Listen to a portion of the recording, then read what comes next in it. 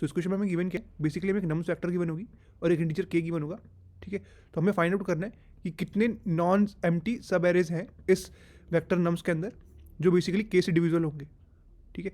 जैसे example number 1 देखते हैं यहाँ पे। सो नम्स वेक्टर क्या गिवन है, 4 5 0 -2 -3 1 और के की वैल्यू कितनी गिवन है 5, ठीक है। और इसके लिए हमारा आउटपुट कितना है 7। तो 7 हमारे पास सब एरेज पॉसिबल होंगी कि जिनका अगर मैं सम करूँ तो वो डिविजिबल किससे होगा, के से होगा, ठीक है। तो यहाँ पे कौन कौन सी वैल्यूज है, 4 5 0 -2 -3 1। तो अगर मैं इनका ऐड करूँगा, सबमिशन करूँगा तो कितना है, देखो 9 9 -2 7 7 -3 4 4 + 1 5। तो ये 5 से डिविजिबल है ना, नेट सम। ये पार्ट क्लियर है। तो ऐसे ही हमारे पास कितना आंसर है इसके लिए 7। तो ऐसे ही हमें नम्स वेक्टर गिवन होगी और हमें इंटीजर के गिवन होगा। तो हमें बेसिकली काउंट फाइंड आउट करना है कि कितने सब एरेज पॉसिबल है। तो इसको मैं और एक्सप्लेन करता हूँ नेक्स्ट पेज पे, ठीक है। सो अगर मैं क्वेश्चन को ध्यान से देखूँ तो मुझे करना क्या है, मुझे बेसिकली काउंट रिटर्न करना है, ठीक है। तो यहाँ पे हम सिंपल सा कॉन्सेप्ट लगाएंगे कि लेट से अगर मैं यहाँ तक देखूँ, यहाँ तक का सम अगर मुझे पता हो, ठीक है, और यहाँ तक का सम अगर लेट से मैं बोलूँ, उसको बोलूँ मैं S1, ठीक है। तो S1 कैसा होगा कि कुछ k times n plus x होगा, x क्या है, रिमाइंडर है, ठीक है।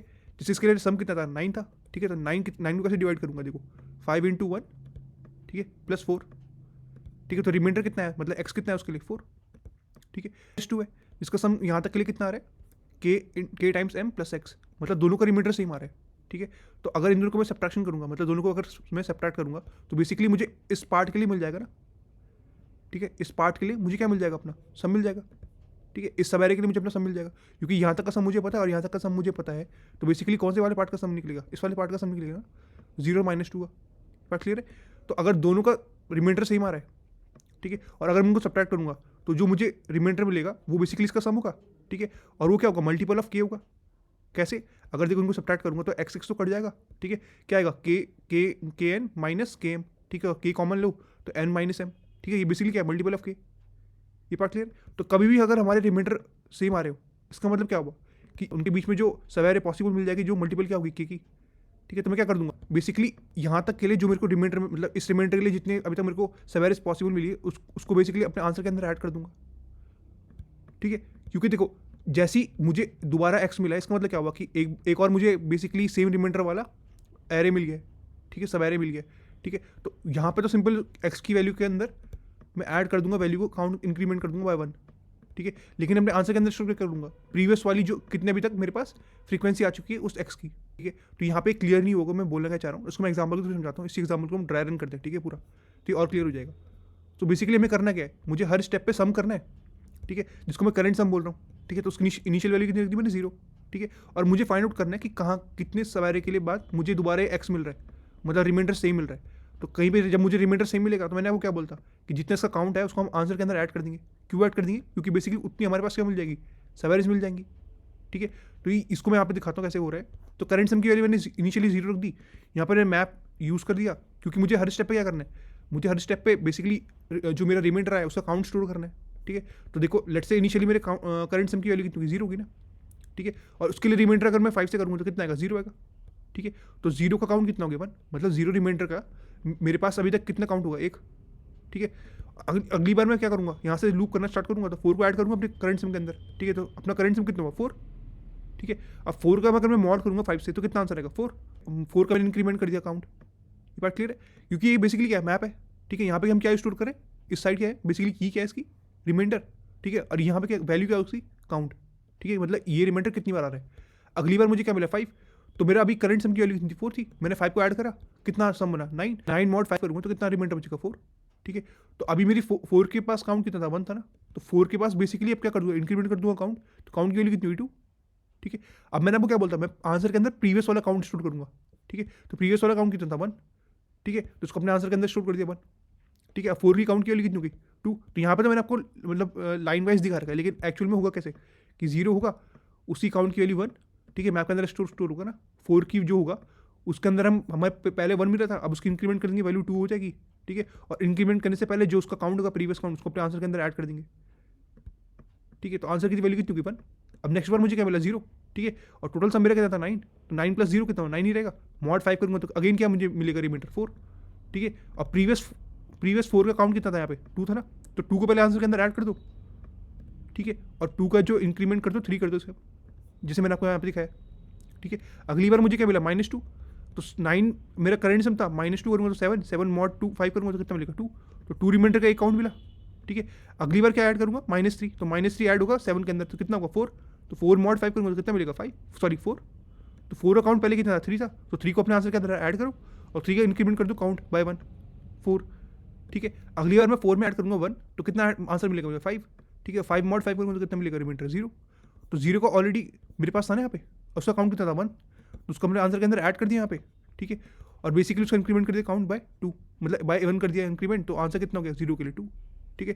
तो अपना नेट आंसर कितना होगा देखो, अगर मैं तीनों को ऐड करूँगा, चारों को ऐड करूँगा, तो आंसर कितना मिलेगा 1 + 2 + 3 + 1 7, तो ये अपना आंसर होगा 7, ठीक है, ठीक है। ये तो हो गया कॉन्सेप्ट कैसे हम सॉल्व करेंगे क्वेश्चन को, ठीक है। और ये बेसिकली 1 यहाँ पे हम बेसिकली प्रीवियस वाले को क्यों स्टोर कर रहे हैं, इसका मतलब अगर आप ध्यान से देखो कि अगर जैसे यहाँ पे 0 था, ठीक है, और लास्ट में मुझे 0 मिला, इसका मतलब क्या हुआ कि यहाँ अगर मैं कोई एरे लूँ, ठीक है, मेरे पास अभी देखो ये 0 बेसिकली डिनोट कर रहा है कि एक एम्प्टी, हमारे पास मैंने एक भी नंबर नहीं लिया, मतलब मेरे पास एम्प्टी क्या है, एरे है, सब एरे, ठीक है। और अगर मैं यहाँ तक का सम ले रहा हूँ, ठीक है, उसके लिए मेरे को रिमाइंडर कितना मिल रहा है 0 मिल रहा है, ठीक है। तो अगर पूरे सम में से एम्प्टी मतलब जिस एम्प्टी सब एरे का सम अगर मैं सब्ट्रैक्ट करूँगा तो बेसिकली क्या होगा, इसका सम होगा, ठीक है। और इनका सम कर दोनों सम क्या है, दोनों का रिमाइंडर कितना रहा है, सेम आ रहा है। इसका मतलब क्या हुआ कि मैं यहाँ से लेकर यहाँ तक ले सकता हूँ, एक मेरी सब एरे बन गई ये वाली, ठीक है। जब ये मेरी एक सब एरे मिल गई, इसका मतलब क्या हुआ कि मेरे पास जो काउंट था उसकी वैल्यू क्या थी, पहले 1 थी ना, इसको ऐड कर दो, ठीक है। नेक्स्ट बार अगेन मुझे कहीं यहाँ पे लेट्स से और वैल्यूज होती, कहीं यहाँ पे 0 मिलता, ठीक है। इसका मतलब क्या होता कि मेरे पास ऑलरेडी एक सब एरे तो है ये वाली जो 0 के साथ बना रही है, ठीक है, और एक सब एरे यहाँ पे ये वाली है जिसके लिए क्या रिमाइंडर आ रहा है 0 आ रहा है।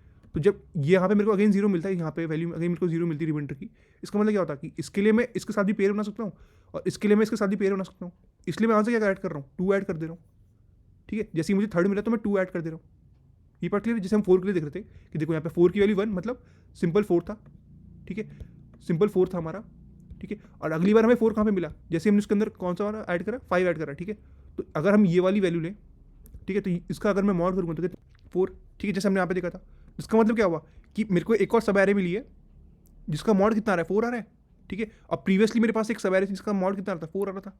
इसका मतलब क्या है कि मेरे को ऑलरेडी एक मिल रखा है, मुझे 2 सब एरे के पेयर मिल गए, ठीक है। तो मैं बेसिकली प्रीवियस वाले को ऐड कर दूंगा अपने आंसर के अंदर, इसलिए हमने यहाँ पे 1 ऐड करा, किसके लिए, इस 4 के लिए।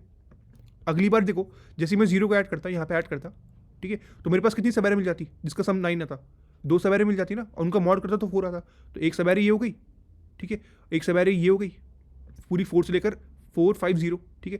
तो 2 सब एरे ये हो गई जिनका जिनका मॉड कितना आ रहा है 4 आ रहा है, ठीक है, और एक सब एरे ये हो गई खुद अकेली 4, ठीक है। तो 3 सब एरे से हमारे पास, तो बेसिकली हमारे पास पेयर कौन से बनेंगे, अगर मैं 4 को लूँ 4 5 के साथ, अगर मैं 4 को लूँ 4 5 0 के साथ, तो इसलिए हमने क्या कर दिया आंसर के अंदर 2 ऐड कर दिया, ठीक है।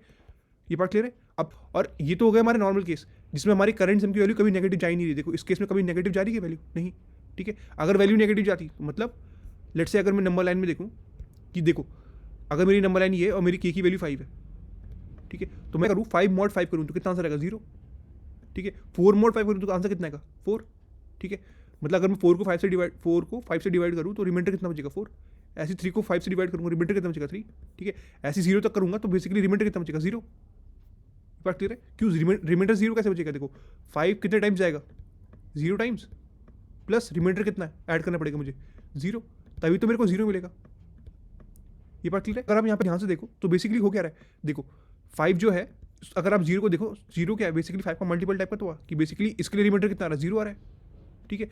अब 4 कहाँ पे था, 5 से एक स्टेप पीछे था, ठीक है। तो -1 क्या होगा, सेम होगा 4 की तरह, ठीक है। मतलब अगर मैं -1 का मॉड लूंगा 5 के साथ तो कितना आंसर आना चाहिए 4, ठीक है। सो बेसिकली हम कर क्या रहे हैं, -1 में अगर मैं 5 ऐड करूँ, ठीक है, सो बेसिकली कहाँ पे पहुँचेगा 4 पे पहुँचेगा, ठीक है। और इसका अगर मैं मॉड करूँ 5 के साथ तो आंसर कितना आएगा 4 ही आएगा ना। ये पार्ट क्लियर है। ऐसे ही देखो जो -2 है वो 0 से कितने डिस्टेंस पे 2 डिस्टेंस पे, ऐसी 3 कहाँ पे 5 से 2 डिस्टेंस पे, तो इसके लिए मॉड कितना आएगा सेम जो 3 के केस में आएगा। तो बेसिकली सिंपली क्या कर रहे हैं हम, इसको हम पॉजिटिव लाइन में मतलब पुश कर रहे हैं, ठीक है, ताकि जो हमारा रिमाइंडर बने वो पॉजिटिव बने, ठीक है। सो बेसिकली अगर कभी भी हमारे करंट सम की वैल्यू नेगेटिव मिले तो हम क्या करेंगे, पहले मॉड करेंगे वैल्यू को, जैसे अगर मैंने इसको यहाँ पे मॉड करा, ठीक है, फिर अगर प्लस के करा, ठीक है, तो बेसिकली वो क्या रहा है हम शिफ्ट कर रहे हैं आगे, ठीक है। और अगर मैं दोबारा मॉड लूंगा तो बेसिकली उतने तो रिमाइंडर बनेगा, यहाँ पे मॉड स्टोर करने के लिए हम ऐसे कर रहे हैं, ठीक है।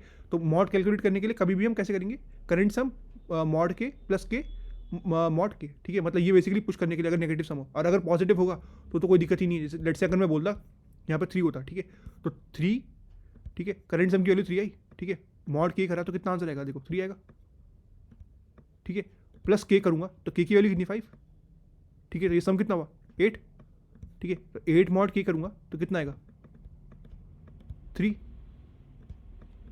ये पार्ट क्लियर है। सो पॉजिटिव में कोई फर्क पड़ेगा क्या, नहीं, क्योंकि हम कर क्या रहे हैं, जैसे 3 था यहाँ पे, मैं इसको 8 में पुश कर दिया, ठीक है, और 8 कितनी डिस्टेंस पे, 5 से 3 की डिस्टेंस पे, ठीक है, तो अगेन आंसर 3 मिलेगा। ये पार्ट क्लियर है। तो कोड में देखते हैं कोड में कैसे सॉल्व कर रहा है क्वेश्चन को।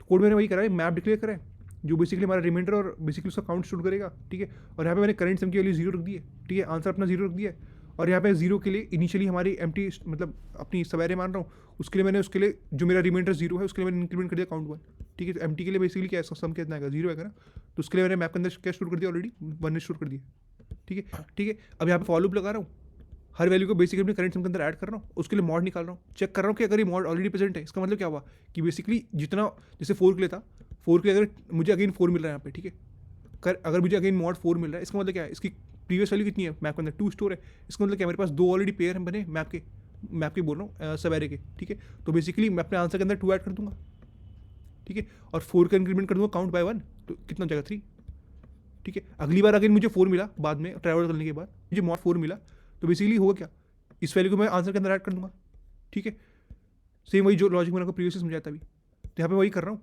ठीक है, और एट द एंड यहाँ पे देखो अगर बेसिकली प्रीवियसली अगर जैसे यहाँ पे था ये वैल्यू ऑलरेडी लाई कर रही है, तो बेसिकली आंसर के अंदर ऐड कर दो मॉड की वैल्यू, ऐसा उसको इंक्रीमेंट कर दो काउंट बाय 1, ठीक है, और एट द एंड जब पूरा फॉलो कंप्लीट हो जाएगा तो अपना आंसर स्टोर हो चुका होगा किसके अंदर, आंसर के अंदर, तो उसको बेसिकली क्या कर दो रिटर्न कर दो। ये बात क्लियर है। तो इसकी इसमें टाइम कॉम्प्लीट कितनी आएगी ओ ऑफ एन, क्योंकि हम एक बार ट्रैवर्सल कर रहे हैं, ठीक है, और स्पेस कॉम्प्लीट कितनी आएगी ओ ऑफ एन, क्योंकि हम मैप यूज़ कर रहे हैं, ठीक है। तो आई थिंक क्वेश्चन क्लियर हो गया, इसको मैं आपको रन करके दिखाता हूँ,